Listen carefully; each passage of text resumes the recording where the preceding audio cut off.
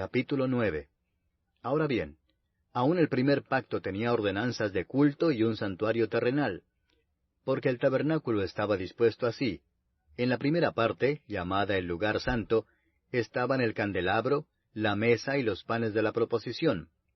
Tras el segundo velo estaba la parte del tabernáculo llamada el lugar santísimo, el cual tenía un incensario de oro y el arca del pacto cubierta de oro por todas partes, en la que estaba una urna de oro que contenía el maná, la vara de Aarón que reverdeció y las tablas del pacto,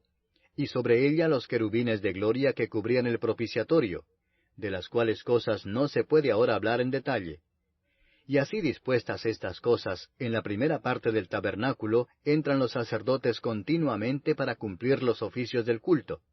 Pero en la segunda parte, sólo el sumo sacerdote una vez al año, no sin sangre, la cual ofrece por sí mismo y por los pecados de ignorancia del pueblo,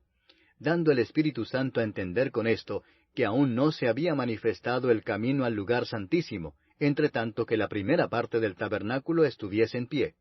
lo cual es símbolo para el tiempo presente, según el cual se presentan ofrendas y sacrificios que no pueden hacer perfecto en cuanto a la conciencia al que practica ese culto, ya que consiste sólo de comidas y bebidas, de diversas abluciones y ordenanzas acerca de la carne, impuestas hasta el tiempo de reformar las cosas. Pero estando ya presente Cristo, sumo sacerdote de los bienes venideros, por el más amplio y más perfecto tabernáculo, no hecho de manos, es decir, no de esta creación, y no por sangre de machos cabríos, ni de becerros, sino por su propia sangre, entró una vez para siempre en el lugar santísimo, habiendo obtenido eterna redención.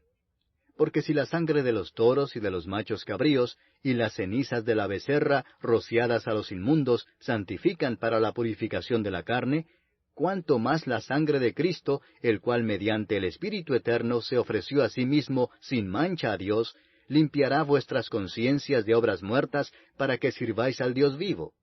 Así que, por eso es mediador de un nuevo pacto, para que interviniendo muerte para la remisión de las transgresiones que había bajo el primer pacto, los llamados reciban la promesa de la herencia eterna. Porque donde hay testamento, es necesario que intervenga muerte del testador, porque el testamento con la muerte se confirma, pues no es válido entre tanto que el testador vive.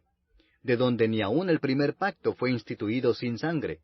porque habiendo anunciado Moisés todos los mandamientos de la ley a todo el pueblo, tomó la sangre de los becerros y de los machos cabríos, con agua, lana escarlata e hisopo, y roció el mismo libro y también a todo el pueblo, diciendo, Esta es la sangre del pacto que Dios os ha mandado.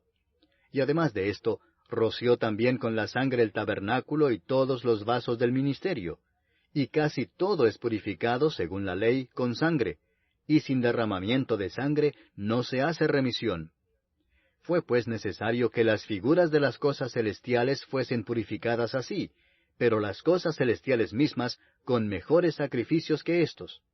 Porque no entró Cristo en el santuario hecho de mano, figura del verdadero, sino en el cielo mismo para presentarse ahora por nosotros ante Dios, y no para ofrecerse muchas veces, como entra el sumo sacerdote en el lugar santísimo cada año con sangre ajena.